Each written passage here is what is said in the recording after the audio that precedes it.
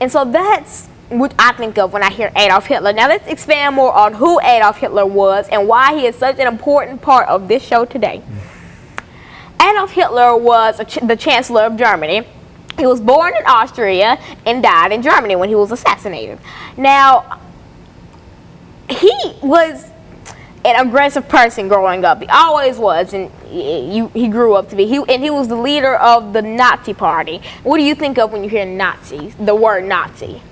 I think of Adolf Hitler again, and the leader of the party. Go on and speak to it. Now, Nazis were a group of people who basically thought that they were better than everybody else.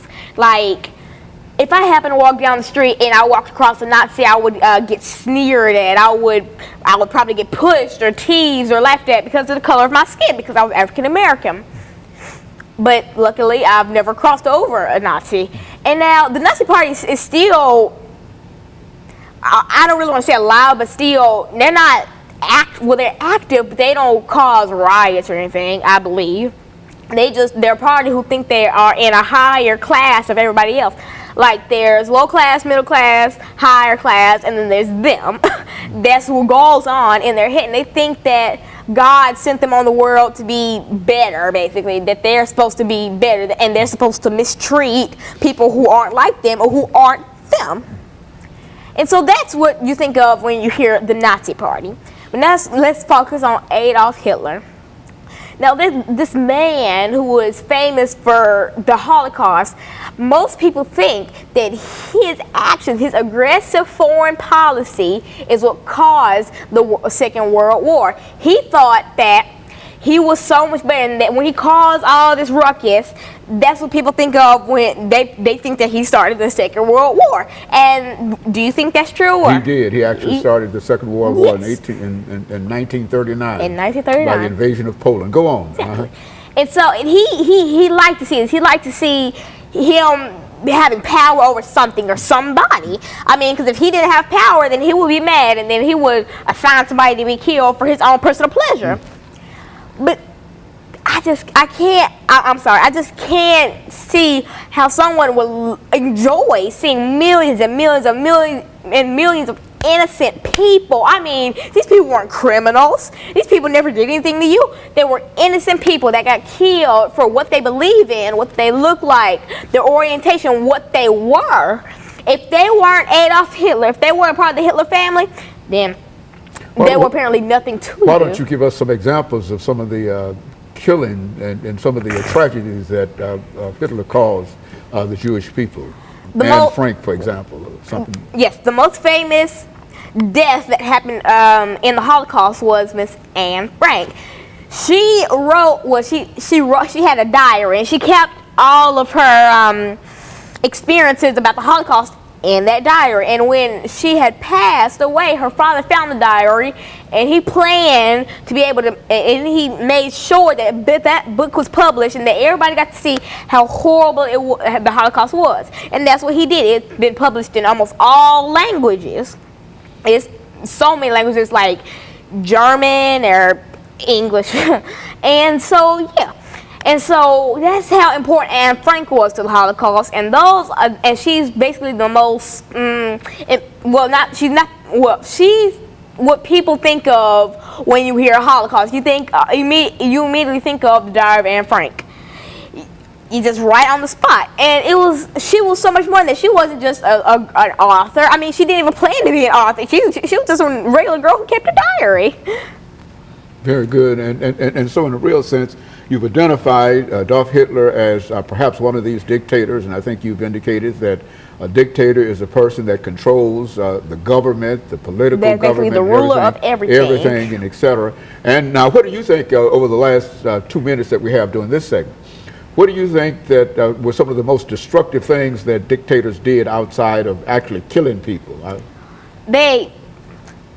think that was the worst thing that they did. I mean, they killed people, they ruined families, they separated families. They did so much to these people, to innocent people that didn't deserve this. And they were killed because of what they believed in. Well, if you looked at these dictators, how would you classify them in terms of how they suppress folks' freedom and their citizenship and perhaps their right to vote. Did they control that aspect of, yes, of the lives of they took away every right that the people in that country had. They took away the 13th, 14th, 15th Amendment, the right to vote, the right to citizenship, and the right to be able to be a citizen. To be free. To be free, right. And in a real sense.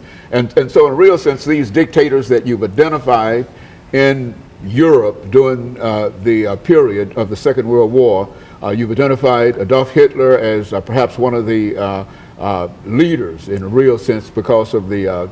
but he is nothing compared to Stalin and Mussolini. So, and that's what we're doing. We'll get ready doing this next segment. We'll come back and we'll talk about the other two dictators that you've identified, Joseph Stalin and Mussolini, and then that will give us during this last segment an opportunity to pull all of this together and come up with some general statements in reference to dictators, European dictators during this particular time, because I think that that's essentially what we're trying to get at, that while this happened a long time ago, it is that still the important idea today.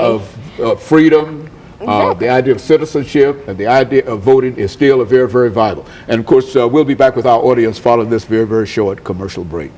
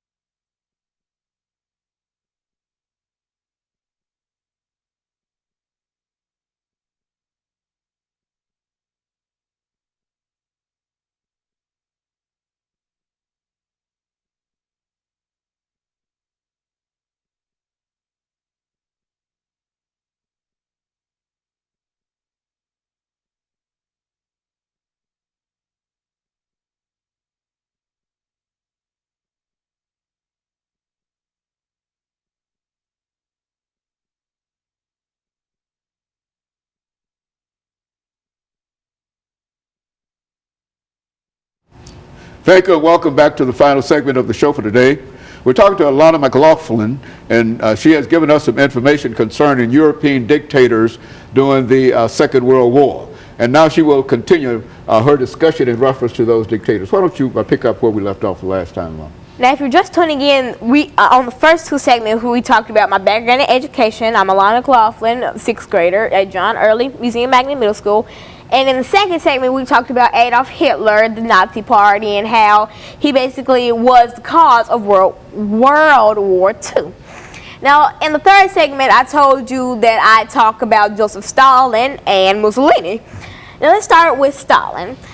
He was, when you rank these three men, basically, Mussolini would be like kind of the man in the middle. Like he wasn't, well, not Mussolini, but Stalin. I mean, he wasn't like the worst dictator, and they'd never be the best. But I mean, like in these three, like rating them about how bad they were, Adolf Hitler would be at the bottom, then it'd be Stalin, then it'd be Mussolini, because Mussolini basically caused the most trouble.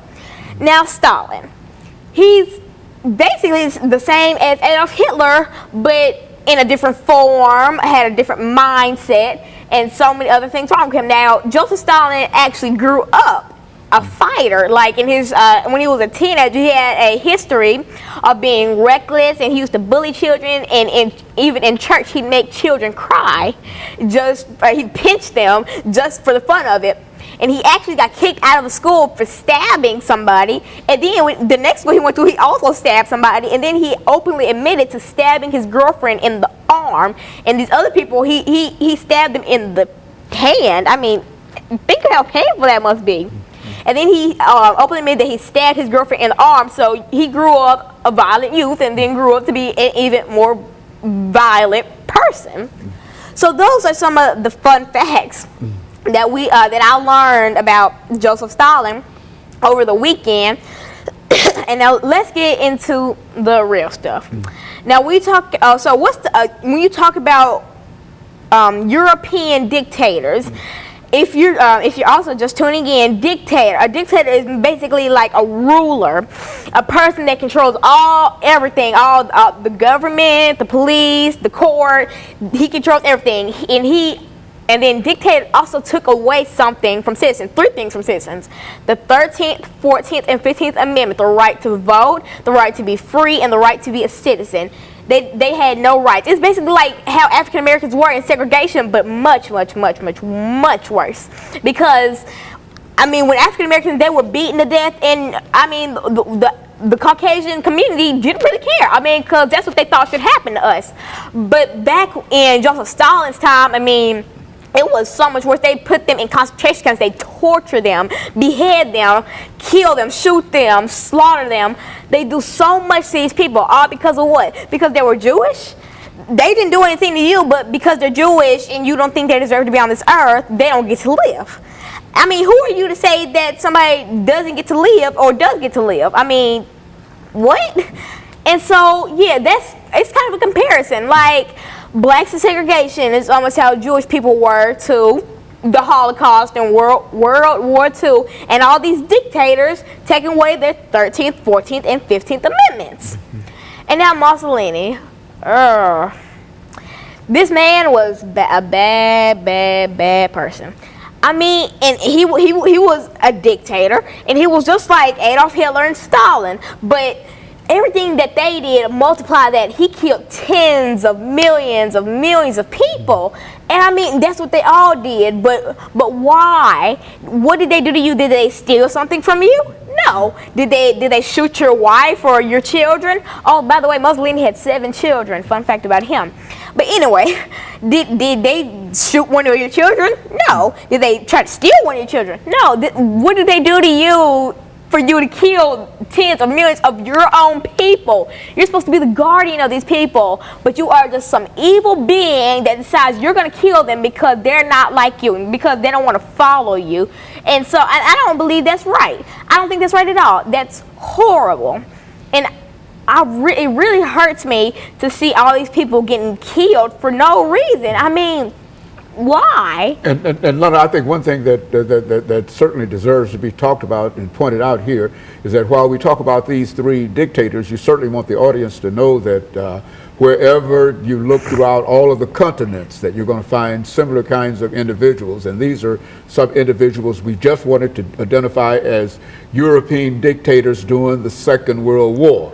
We could have, I think you understand, could have gone to Africa. You've talked about dictatorships in Africa, in South America, and et cetera, and et cetera. So we don't want to leave the impression that dictators only exist happen in Austria or Europe. Everywhere. It's bullying, basically. I mean, bullying is, if I just kicked you right now, that would be bullying because I'm putting my hands on somebody else. If they didn't ask you to put your hands on them, then don't put your hands on them. I mean, killing is a type of bullying, and it happens everywhere. Being made to work in farms, bullying, you beating them, whipping them like the slaves were treated, bullying. And it's a matter of how big it is or how small it is. Small, getting pushed down in the hallway, that's kind of medium. You killing tens of millions of your own people, that breaks the scale right there. That is the worst type of bullying. I mean, like dripping slow acid on somebody's skin was a method of torturing, which was banned by the U.S. But anyway, that's something that they used back in that kind of era.